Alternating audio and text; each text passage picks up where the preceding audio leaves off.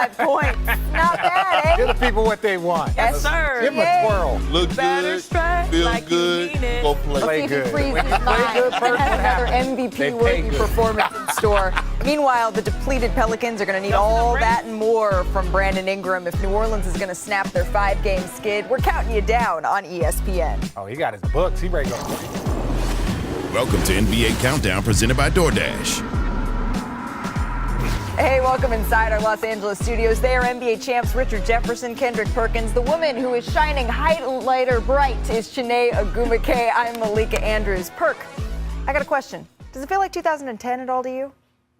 What you mean? SGA and company, they're out to the Thunder's best start since you and a trio of MVPs started 9-2 on your way to the franchise's last finals appearance over a decade ago.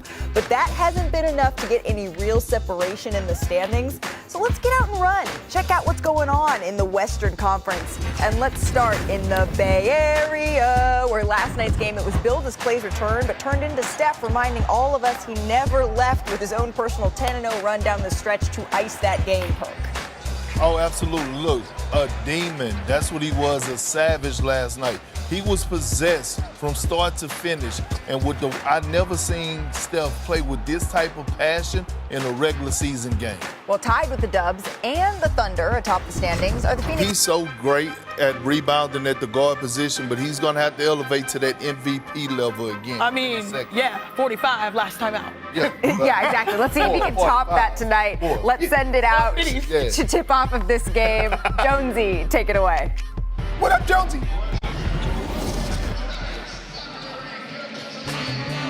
Malika, nighttime falling across the Oklahoma Plains as we get ready to run one between a couple of teams that hooked up in the first round of the playoffs a season ago. The Pelicans and the Thunder. The Thunder put the broom to the Pelicans in 4 games as the Pelicans try to reach a measure of redemption here tonight during the regular season. Welcome, everyone, to NBA Courtside presented by DoorDash. It's not going to be easy to get that redemption with Shai Gilgeous-Alexander, one of the top scorers in the NBA. Folks, he's looking fresher than Febreze tonight. Got that Morpheus from Matrix look, ready to go to work against his opponent tonight. Mark Jones here courtside, along with Corey Alexander. Katie George joining us in just a moment. Let's start with the Oklahoma City Thunder. Shai Gilgeous-Alexander has to be one of the most immutable scorers in the entire league right now, as he was last year.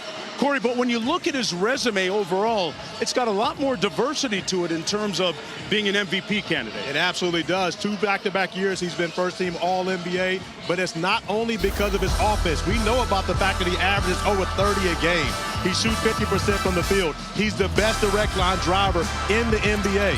But it's about what he's doing on the other end of the floor defensively, where he's not only an on-ball stopper, but leading the NBA in steals and leading his team to the best defensive team in the NBA right now. There's a real premium on two-way players. But, Katie, there's a big hole in the middle tonight for the Thunder, isn't there? Welcome to Smallville, Mark. That's what the saying is around Oklahoma City right now. And playing small is something that Mark Daigneault has enjoyed in the past. But now it's a necessity given the injury to Chet Holmgren. Now, Chet Holmgren will be reevaluated in 8 to 10 weeks after he fractured his pelvis on Sunday night against the Warriors. In the meantime, while he is out, look for guys like 6'6" Jalen Williams to step into the lineup at center, showcasing his versatility. You've got Dylan Jones, Ousmane Dieng. They're both in the mix.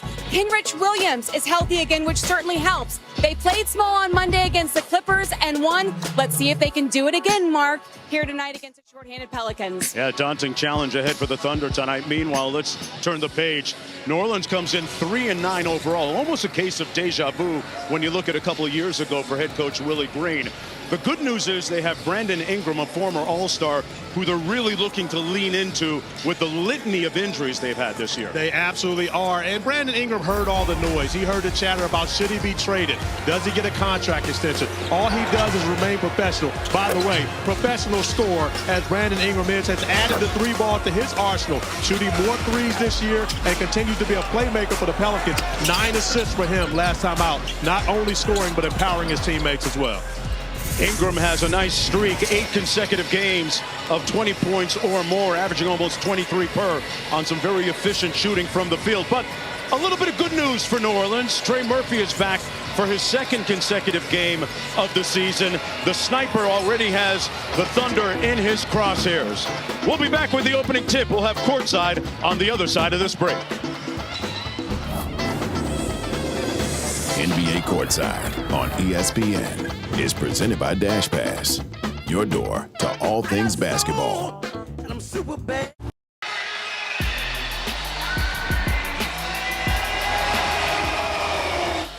The Thunder will roll in, but a sudden crash will test their strength. Holmgren is down. Chad's such a key player for this team. Shai Gilgeous-Alexander still leads OKC, and wherever they go together. How long can you hold this down till your big fellas get healthy? However long we need to. And SGA, a career high 45. The Pelicans have been weathering a storm all season. I feel like the guys are trying. Yeah, we got guys out, but nobody's going to feel sorry for us. They'll need Brandon Ingram to lead them as they try to stay afloat in a stacked West. It's the Pelicans and Thunder now.